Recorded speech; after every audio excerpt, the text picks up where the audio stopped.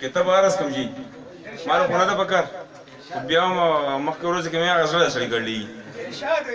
چې د روح سکون د زړه قرار دی پکې د روح سکون د زړه قرار دی پکې قالین رانغاړم انډيري ته خېجم او چې پکې ځان مغل اعظم وګڼم افغان صاحب چې پکې ځان مغل اعظم وګڼم زما د خاورې او ډېري ته خېژم مننه د پښتو ادب جولۍ ته مې یو نوی رنګ ډارې کړی دی غواړم چې ستاسو په وړاندې کوم افغان صاحب په ټول شعر کې به د دوو ټکو کرداري ډېرو ملګرو اورېدلی هم داسې پروګرامونو کې خو چا نه یې اورېدلی بیا واوري چې که ته غزل شي قافیه به زه شم که ته غزل شي قافیه به زه شم که زه غزل شم قافیه به ته شي مننه او که ته قربان شي نو ټپه به زه شم که ته قربان شي نو ټپه به زه شم که زه قربان شم نو ټپه به ته شي او که ته کوربه شي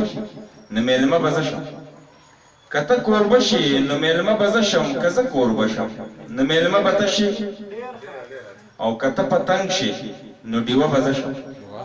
که ته پتنګ شي نو ډیوه به زه شم که زه پتنګ شم نو ډیوه به ته شي مننه او که ته سنګل شي نو اوده به زه شم که ته سنګل شي نو اوده به زه شم که زه سنګل شم نو اوده به ته شي مننه جي